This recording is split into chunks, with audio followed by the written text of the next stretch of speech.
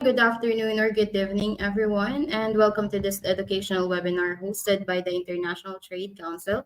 So, my name is Anne, and I am honored to serve as your host for today. So, before we begin, let's confirm our technical setup. Could you please kindly type yes in the chat box if you can hear me clearly? And if the presentation is visible on your screen, we will take a brief moment to ensure everyone is connected.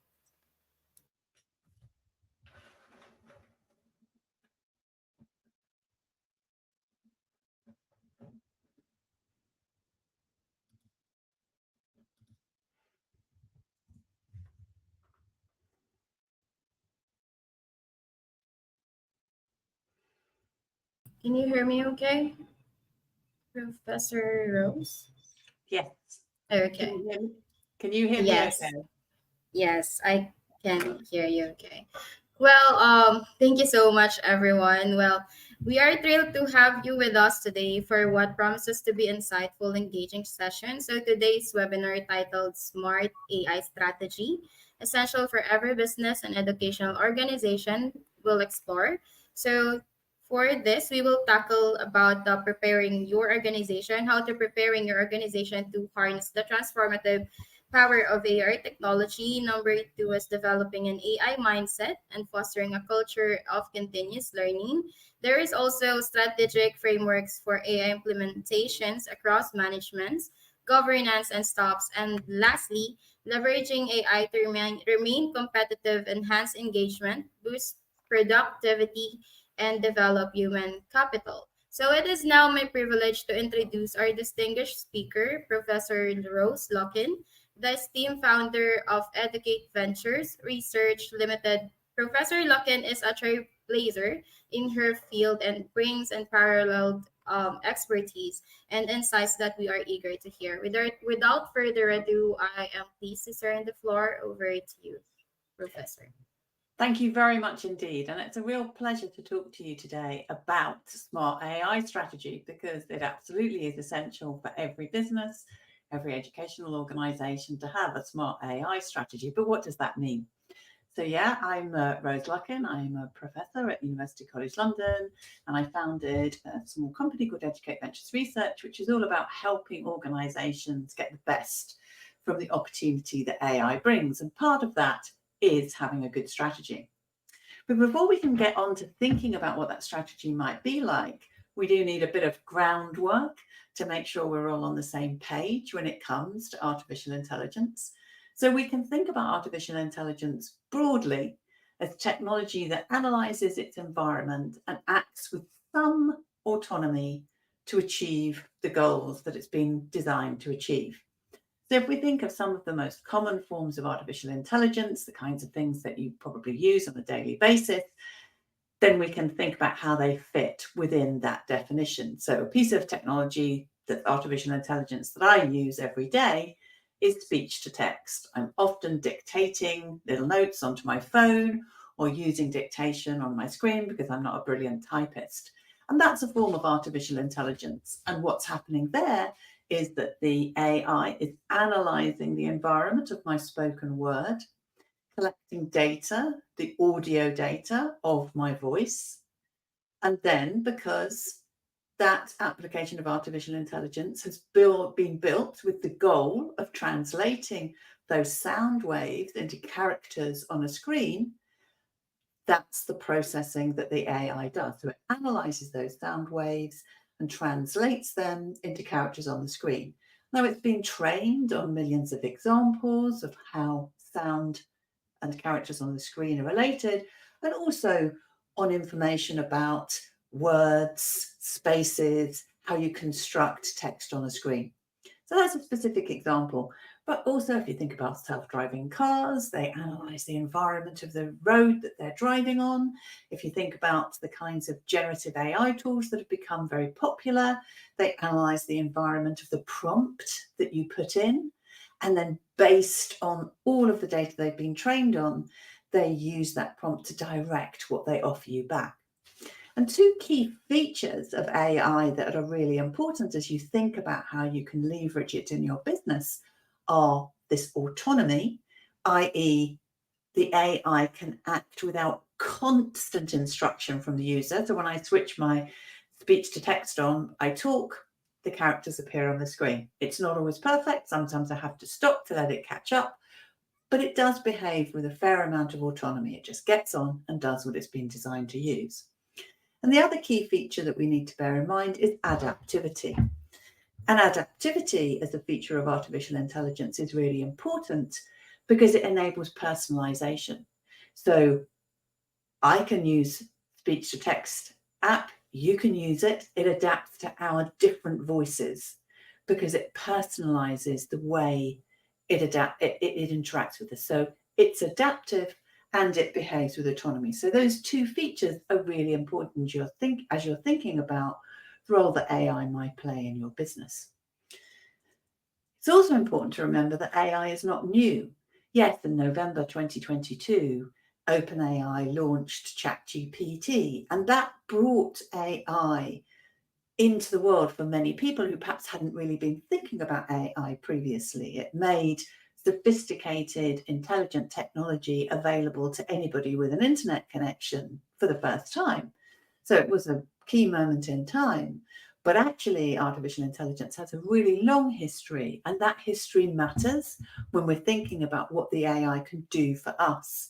So we need to remember that right back in the middle of the last century, we were thinking about artificial intelligence. In fact, it was in 1956 that a group of 12 scientists met at Dartmouth College in the US to talk about the extent to which we could analyze all of our thought process, all of our cognition to the kind of detail that we could then automate it. And you can think of that perhaps as the birth of modern artificial intelligence.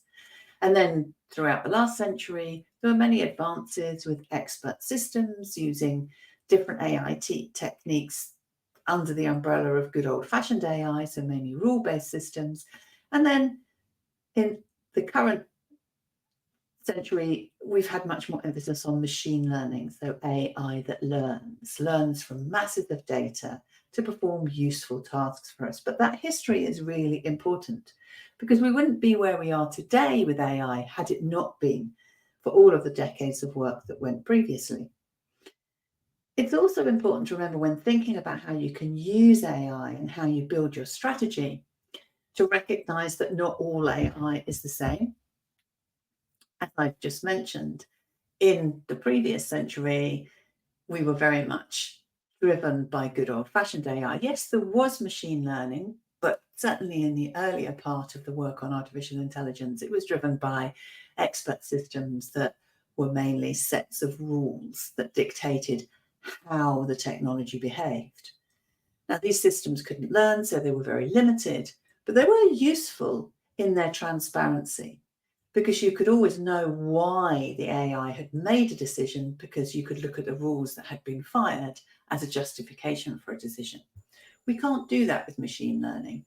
So sometimes even modern systems use a combination of some of those old-fashioned techniques as well as machine learning. So now we also have machine learning. So machine learning AI is AI that learns from masses of data. So in the same way that we as humans learn about the world through experience, AI learns about the world through experience, but that experience is represented by data. So you'll probably have heard when people talk about generative AI systems like ChatGPT or Claude or Gemini, that they've been trained on the entirety of the World Wide Web. And what that means is they have been trained to recognize patterns from that massive data set that exists on the World Wide Web. They have learnt. That's their experience of the world. And that's what they produce is based on, which is why we often get mistakes, because if there are mistakes in the data that the systems have been trained on, then those mistakes come through when the AI produces a result. So we have good old-fashioned AI, which is rule-based, we have machine learning, and we have very sophisticated machine learning algorithms that have lots of layers, as we call, in a neural network. And that means that they can process vast amounts of data and make very sophisticated decisions, produce sophisticated results. But all of the artificial intelligence that we have at the moment is narrow AI, by which I mean it does a particular thing. My speech-to-text app doesn't play chess. The self-driving car doesn't do shopping for you. My AI assistant that does the shopping can't drive the car. So we have AI that's good at particular tasks.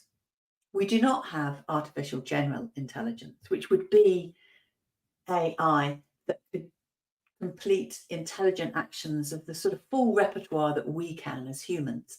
And there's lots of disagreement about how close we are to having artificial general intelligence, but we certainly don't have it at the moment. It does not exist. And I think it's worth spending a moment thinking about generative AI, because that, as I say, in November 2022, was what really catalyzed a lot of people's interest in artificial intelligence. So generative AI is a subset of machine learning artificial intelligence. And as I said, it's trained on huge amounts of data to learn patterns and features in that data, so that it can then generate content that might be text, it might be images, it might be video, that mimics what it's been trained on. And this can be really useful. But as I've said, if there are errors in the data on which the AI has been trained, then those errors will come through in what the AI produces. So we have to be a little bit careful. But what's happening in the world of generative AI is that often some of the older AI techniques are being brought in to combine with generative AI to try and ameliorate some of the problems that the pure generative AI systems can yield around what we call hallucinations. So useful technologies, but they're not the whole story. And certainly when you're thinking about a strategy for your business, you need to think not just about generative AI. It's useful and it's the new kid on the block, if you like, but it's not the whole story. You need to understand its limitations and its strengths and think about AI more broadly if you're really going to get the best strategy for your business. Two other things that it's important to think about and to bear in mind as a context for building your strategy is that the reason we are in the position we are is because of a perfect storm of three features that I'll go through. And it's important to understand these three features and how without them combining in a sophisticated way, we wouldn't have the AI that we have. As I said, when I was talking about AI not being new and having a long history, it's important to remember that that history exists, and it's that history that's got us to where we are. It's also important to appreciate that there are three key factors that have come together at this moment in time that enable us to do very sophisticated things with artificial intelligence. So these three factors are data. Our world is full of data. Every time we interact in the world, data is collected about our actions. You know, if I take a train journey, there's data in my ticket. There's data when I go through the ticket barrier. If I learn something online, there's data about my interactions. If I do shopping online, there's data about what I've bought. There's data from CCTV cameras. Our lives are largely collected in the form of data, or many features of our lives are collected through data collection. And that means that for machine learning, which relies on data to learn and to be effective, we have the ingredients, if you like. We have lots of data. The second element of this perfect storm is computer processing power. When I was an undergraduate student many, many years ago in the 90s, we had very limited computing power in our department. It was a computer science and AI department, but if anybody wanted to run a program of any size, we had to do it overnight, so we didn't interfere with the normal business of the department. I have more computing power on my mobile phone now than we had as a department then. And that's a massive ingredient here. So the fact that we have computers with lots of processing power means that we can process all of that data. because that data takes up huge amounts of space and requires a lot of power to process it.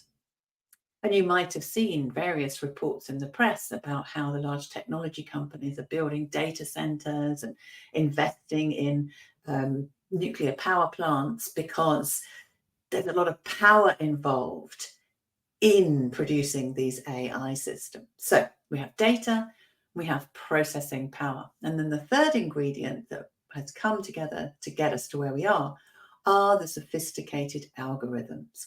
Over the years, we've been building machine learning. We've learned a lot about how to build machine learning algorithms that process that data using all of that processing power. So it's those three ingredients that come together to create this perfect storm that's got us to a point in time when we do have sophisticated AI tools available, and they really can power your business. The other contextual feature that it's really important to bear in mind as you think about your strategic approach is that the landscape is changing very, very quickly. Since ChatGPT was launched in 2022, if we just think about generative AI, we've moved from those basic language models to language models that use a combination of techniques to be reasoning models. And now we're looking at what's called agentic workflows. In other words, combining different sorts of AI together to do a sequence of activities for you. So the pace of change is huge. The investment by the large technology companies is huge. And a lot is happening, and that makes it quite hard to keep up with. But nevertheless, you can be strategic, and there are some basic principles that you can lock into to help you decide what AI can do for you and for your business. But it is important to remember that the landscape is changing very quickly. And actually, the commercial landscape is changing very quickly. Only yesterday, there were reports in the press about a company called DeepSeek in China that had built a large language model using far less processing chips than the models that had been built by companies like OpenAI and Anthropic. And actually that caused quite a turmoil in the stock market, with shares in the chip maker Nvidia dropping a lot and all of the technology company stocks dropping a lot. So that's a very volatile space, and there's a lot happening. So one has to bear in mind that the landscape is changing quickly. The other thing as an organization, as a company, that you need to bear in mind when you're thinking about your strategic approach to AI is that actually this is largely about change management. Although we talk about the technology, it's actually a people issue. Now, many years ago, this book, Who Moved My Cheese, was published as a change management text in management literature. You might have heard of it. As I say, it's very old. But a couple of years ago, I was very struck by how the messages in this book were highly relevant as we were thinking about the way AI impacts on us, on the world of work, on society. And so the book, Who Moved My Cheese, is based on a story of 4 characters who live in a maze and eat cheese. There are 2 humans, both men, and 2 mice. And one day they wake up and all the cheese has gone. And so the mice scurry off and look for more cheese. They recognize that you just have to go off and find the cheese wherever it is. But the 2 humans complain and say, "Who moved my cheese? Where's it gone?" They complained, they got grumpy, they got cross because somebody was moving things. So this is all about change management and how, as humans, we can be quite resistant and resilient to change. But over the story of the book, one of the human characters realizes that he has to go off and accept that change is happening and go and find cheese in other parts of the maze. And he does this. And as he does this, he writes messages for his friend in case his friend decides one day to follow. And those are the messages that you can see on the left-hand side of this table. Change happens, they keep moving the cheese. Anticipate change, monitor change, adapt to change quickly, change, enjoy change, be ready to change quickly and enjoy it again. So these were the messages from this text. And I thought about these through an AI lens, and I think it's helpful to think about these when you're thinking about your employees, your workforce, because it does require substantial change in order to really leverage AI within any organization. And so, if you like, who moved my cheese becomes who moved my brain, who moved my intelligence, because the computers do keep getting smarter and intelligent tasks are moving increasingly from human to machine. So we need to prepare for some of our activity, and now particularly our intellectual activity, to be taken on by AI.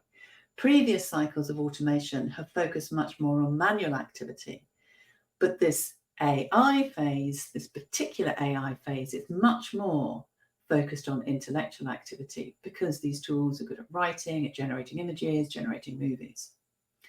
Keep checking on your own intelligence and make sure you're really using it and keeping it fresh. This is really important because there are a few things that are certain about artificial intelligence other than it's having a radical impact on our world. But one of the things that I feel certain about is that this is the moment in time when we as humans need to get more intelligent. And it's very important that we don't let the AI dumb us down. We need to make sure that we use the AI to make us smarter.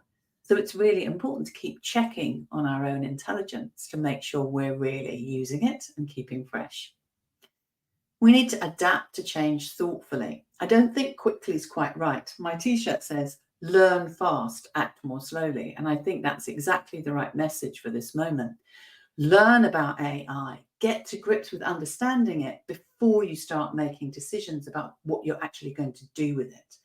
That will lead to much wiser decisions.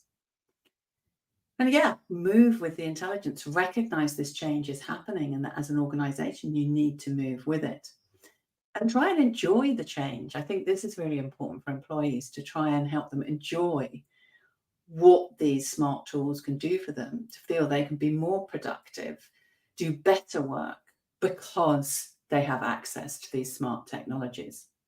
And that last one's fundamentally important. Never feel you're intelligent enough. Keep striving for intellectual growth. As I said, this is a moment in time when we need the AI to make us smarter, not to dumb us down.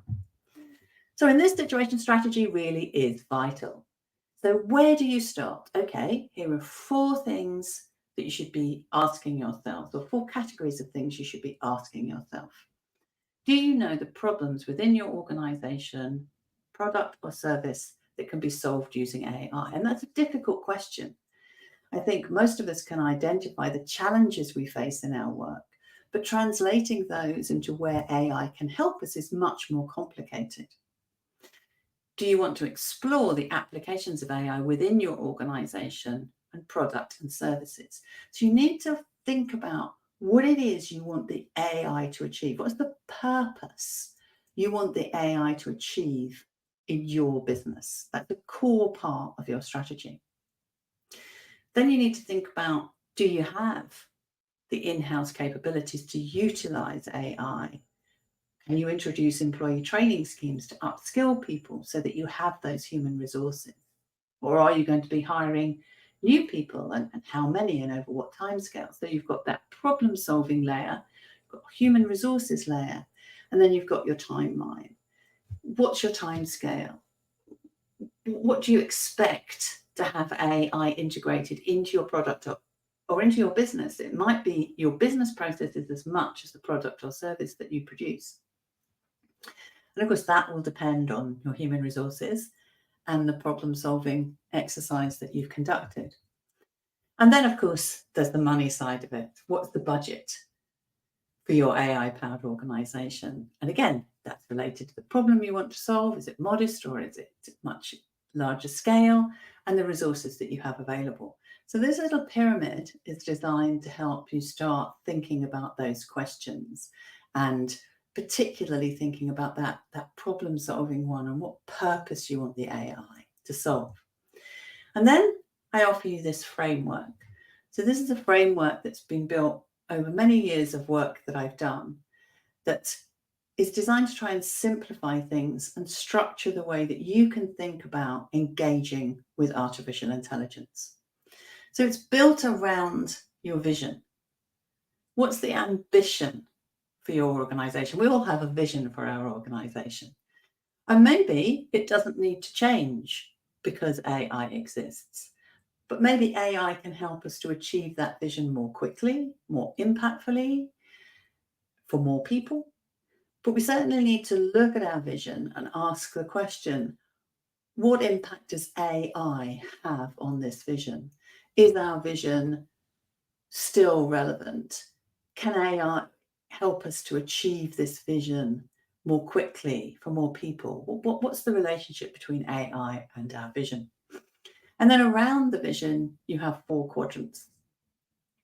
We have governance and ethics, which is fundamental to any organization. Whoever you are, whatever you do, you must put in place clear parameters for everybody who works in your organization so that they know what's acceptable when it comes to AI within the organization.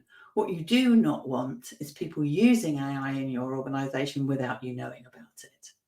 You need to know exactly what's going on, and you need to have made it clear what AI means in this organization so that everybody understands what they can and they can't do.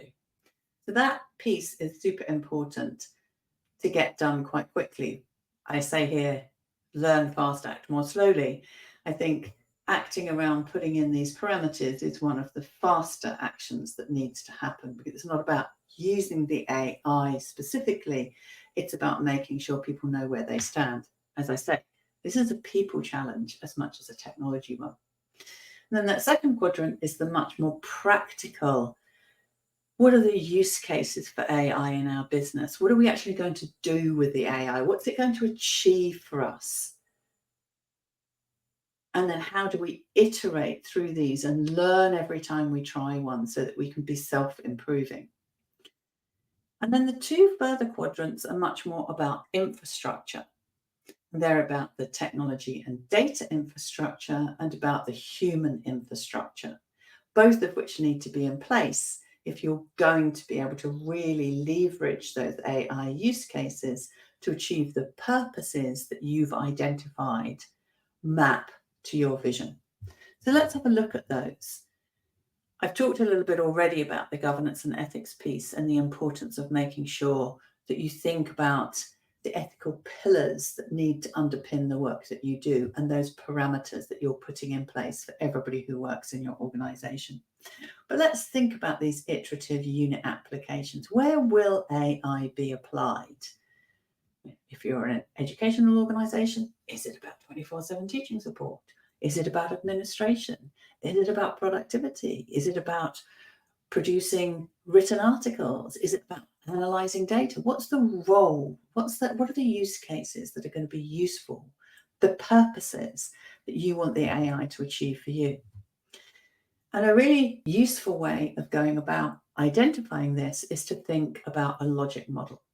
Now, a logic model is a really useful tool, a tried and tested approach to looking at interventions, to looking at introducing new things. And it's great for thinking about AI use cases and how you evaluate those use cases to make sure that they really are addressing the purpose that you've identified you need the AI to serve for your business. So look at the potential AI use cases based on needs and your organizational strategy, and perhaps think about a heat map of the AI tools that exist that are or are not aligned to those potential use cases. So you start with the purpose and that use case. What do you want to achieve? What's the outcome you want to achieve? That's where you must start. And then build a logic model that defines those key expected outcomes. What are the outcomes you want to have achieved because of the use of AI? And build consensus around those expected outcomes. It's important to bring people with you. As I've said, this is about change management. This is about people. So it's really important to build consensus about those expected outcomes so everybody knows what the AI is meant to achieve. And then to kind of align the way that you implement the use cases with any research that already exists about the extent to which such use cases have previously been impactful and what needs to be in place in order to assure that impact. So once you've got this basic definition of key expected outcomes for your AI use cases and you know what purpose you want the AI to serve, then you can develop an implementation plan and a design for the extent to which you are going to evidence how the AI use cases you've settled on are impacting on the business. And that needs to be closely aligned to the logic model of the outcomes that you want to achieve. And then how are you going to evaluate each of the AI use cases that, as I say, you kind of iteratively roll out? You pilot, you test, you scale if appropriate. What kind of key performance indicators, what kind of evaluation criteria can be derived from the logic model that you build? So a logic model is a really powerful tool for helping you to ensure that you adopt this purpose-driven approach to AI and that you're constantly evaluating the success of the AI in achieving the purposes that you want it to achieve. So those iterative unit applications should be driven by this logic modeling process. Now, as I said, the top two quadrants are very much in that strategic space of governance, ethics, what are we going to do with the AI? What are the practical applications?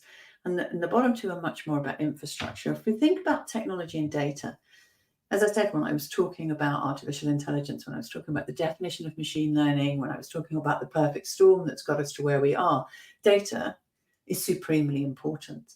So data is vital to building effective AI strategies and to using AI effectively in your business. Now, obviously, you need the technology infrastructure to drive that data collection, but you really need to think about that full cycle of what data do you collect in your business? How do you store it?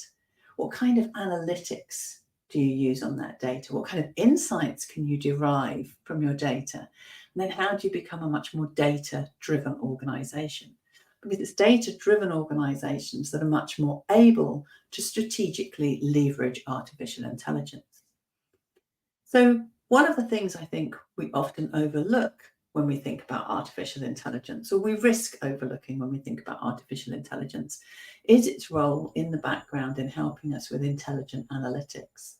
So whatever data we're collecting, data about customer behavior, for example, perhaps on a website, we need to think about what are the questions we want to ask of that data. I hear a lot of talk about data visualization, and data visualization is very powerful, but it's only as good as the questions that you ask of that data. So before you even start collecting data, you need to think about what are the questions that I want to answer because I have this data and I can use smart analytics on this data to help me answer these questions. So again, as with the AI use case, which should be driven by a purpose, your data collection exercise and everything you do around data needs to be driven by a purpose. What are the key questions you want that data to enable you to answer? And then, of course, you need to think carefully about how your data is stored, how it's structured, because you'll get the most from your AI if your data is robustly stored and carefully structured. Then what kind of analytics are you going to use on that data, driven by what kind of questions you want to answer from that data? Because you can derive powerful insights from data using AI techniques, and then you can become a much more data-driven business by the insights that you've derived from your data. And all the time you're building this robust data infrastructure, you're also setting yourself up to be able to make much better use of the AI tools that are available and to meet your strategic objectives for what you want AI to achieve in your business. And then this other infrastructure point, we've got the technical infrastructure, now we've got the human infrastructure, the most important of all. This is the most important. We have to get the people part of this right. So no question, staff training is crucial. And that's basic AI literacy, to empower staff to make informed decisions, to contribute to those discussions about what the purpose of AI is in the business, to understand when we're talking about the outcomes we want the AI to achieve. It can really help staff to understand the capabilities and limitations of AI, because AI brings great opportunity, but it also brings a lot of risks, and there are limitations, and we need people to understand both in order to use it appropriately within any organisation. And software training can also promote responsible and ethical use of AI tools. As I said when I started talking about the strategic framework, the governance and ethics piece is supremely important, because you need to set the parameters for how AI is going to be used in your business. You need to make sure that you know how people are using AI and that nobody's using AI without you being aware of it. So staff training can really help to promote that responsible use of AI and that honesty and transparency. And it can also help to reduce the risks associated with misuse and over-reliance on AI. As I said, when I was going through the "Who Moved My Cheese" messages, one of the things we have to be very careful about is that we don't inappropriately offload our intellectual activity to AI, because then we won't be able to do it, and maybe we should still be able to do it. We need to get the balance right. We don't want to over-rely on the AI to make us more intelligent, not less intelligent. And again, providing staff training can really help with effective communication across different parts of the business. You don't want this to be siloed, and it can prepare staff for the future of how AI will inevitably become more prolific in the workplace. So you're setting people up for the future as well as for the current time. And it can also support a culture of innovation and continuous learning, because the reason AI is where it is because it's really good at learning. And so we need to be really good at learning, learn fast. So what does it mean? Let's just have a look briefly. There's a couple of slides here. I know this is being recorded, and I assume you get copies of the slides as well, which I hope you find useful. But we can think about, what does it really mean for people to have a foundational understanding of AI? What does it mean for them to be aware, and what does it mean for them to be ready? Because you want to get them all into the green zone so that they're really ready to leverage these technologies to empower your business. And we can look at the sub-dimensions of understanding that we want staff to have. So yes, there's a digital and data literacy dimension. There's a data management dimension. Remember, I said how important data is for AI. And if we just look across those different levels, we can say foundational, when it comes to digital and data literacy, is basic digital and data literacy. When people are aware, all or most of the staff have some kind of basic digital and data literacy, but they're not trained or engaged with key topics of the organisation. Where you want to get them to is that all of your staff have a good level of digital and data literacy and are being trained and updated by the organisation in the way that the organisation uses data. And remember, this is just getting people ready to then enter into the application of artificial intelligence. And a couple more dimensions here when we think specifically about AI expertise and AI deployment. You might find that actually you don't have any in-house skills in AI and data analytics, but you want to build your organization so that you do have strong, influential, experienced data analytics and AI staff within your team. When it comes to AI deployment, you need to get to the point where you do have somebody within the organization or a team within the organization that can do that machine learning and analytics deployment. And you can get there through stages. So these two slides are there to help you appreciate the different dimensions that are part of getting people ready.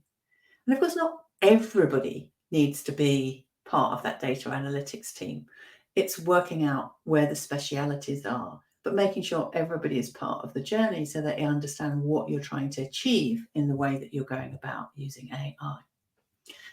So just a quick reminder again of, we've looked at that 4-quadrant strategic framework, but also to think about the questions that fit within these different parts of the pyramid. Problem solving. What's the problem that AI is going to solve for you? What's the human resource you need to have in place in order for those problems to be solved? What's the timeline that you're going to adhere to, and what's the budget? So these are fundamental parts of the conversation when you're thinking about that 4-quadrant approach. And remember, although I've presented these as separate quadrants, of course, they're highly interconnected, because the more you build that staff capability, the more sophisticated the AI use cases you'll be able to iteratively roll out are. And the more sophisticated your governance and ethics can become as more people understand the implications of AI and can contribute to whatever governance structures and policies that you have in place. So although I present them as 4 quadrants, they are highly interconnected. Now, if you're interested in finding out more, as I said, I run a small company. We have a lot of free resources out there, lots of things you can learn from. If you use this QR code, you'll basically be taken to a page where you can pick of the 2 buttons. One says stay informed, one says have a conversation.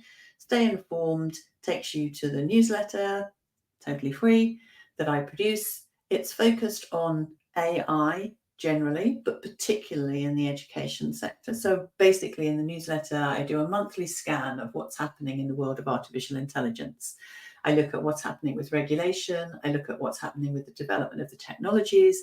I look at what's happening in terms of the businesses, hence my comment about DeepSeek and the drop in price of the large technology companies. I look at what those technology companies are investing in.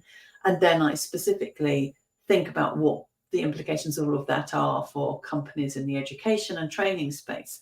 But even for a company not in the education and training space, that general scan is useful for helping you to keep up to date.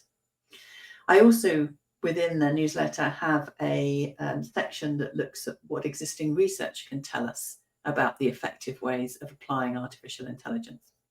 And then they have a conversation option. It's just there to say, would you like to know more about these various things? And then we can point you to the different kinds of resources that we have, anything from risk assessments that you can freely download to guides about forming a policy. There's lots there that I hope that you'll find useful. But to have a conversation, once you've filled in the basic form, it's a person who will answer you, not an AI.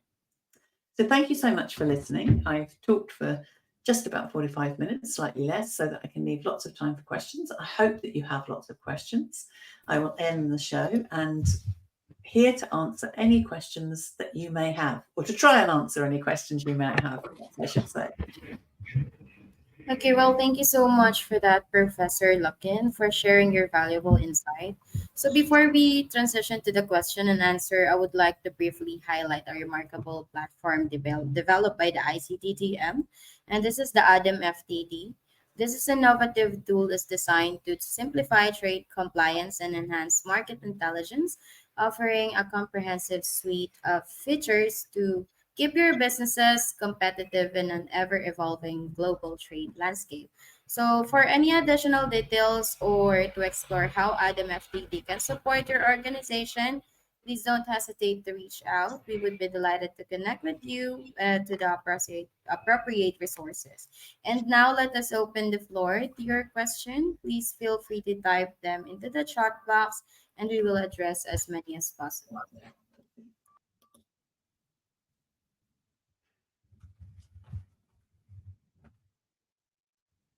I should say sometimes it's hard for people to think of questions in the moment because there's a lot to take in. So if people want to contact me afterwards, I'm very happy to try and answer questions. You can contact me on LinkedIn, for example. Okay. Could you please leave your email address as well on Yes. chat box? Yeah, Just in I case. will. I Thank will. you so much. Now let's have a look.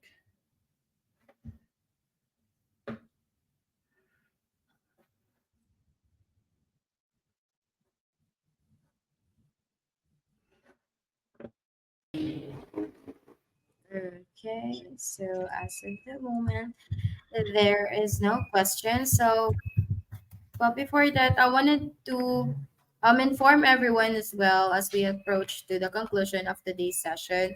I would like to let mm, everyone know that this webinar is recording and will be available on the International Trade YouTube channel. Just in case you wanted to watch the replay of it, we will be uploading this one. And yeah, okay. And also, all of the participants who joined to this webinar session will receive a certificate of participation via email in the upcoming days. Please keep an eye on your inbox for further instructions. And I see that there's a question from Joy Marino. What is the most common and cheapest AI in the market that can be used by someone who doesn't have background in using AI? It's a really good question. There are a lot of AI tools out there, particularly generative AI tools that are you don't have to pay money for. There are free versions of them. But you do have to be a little bit careful because they're actually collecting your data and using your data. So be careful when you think about cheapest in terms of looking beyond the actual just the financial cost, to bear in mind that actually your data is being used and you need to think carefully about how happy you feel about that. But something like speech to text on your phone is a form of AI that you probably have as part of your phone package. That's worth playing with because that's very low risk. And you can think as you're using it about what the AI is doing to try and understand more about what AI does. And as I say, then you have a whole host of generative AI tools that have been made available at no financial cost that you can try. So there's a lot out there to think about and try. And often we don't realize it's AI. We're using it, but we don't realize that it is artificial intelligence. So I think there's a lot you can try, but just be careful that when you're thinking about cheapest, that you look beyond just the financial cost to make sure that you feel happy about your data being used. Okay, thank you so much for that. And we also have a question from Diana. What do you think about perplexity? I think it's a very useful tool. I use it quite a bit. But again, with all of these tools, you have to be aware of the limitations and the strengths and the weaknesses. So it's always what do you want that tool to achieve for you?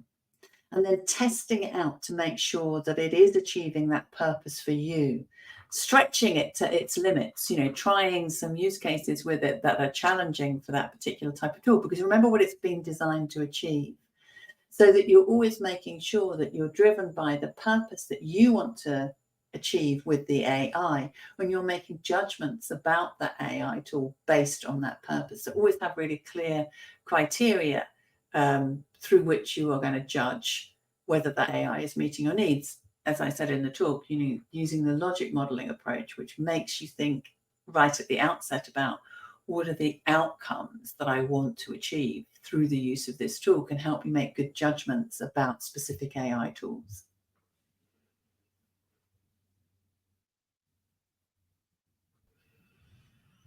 Okay, so there's a follow-up message from Diana. She agreed because they are not always correct. So, Absolutely. yeah. Mhm.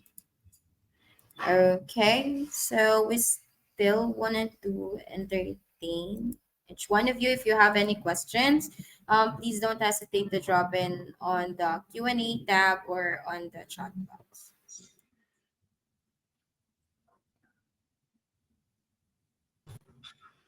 Okay.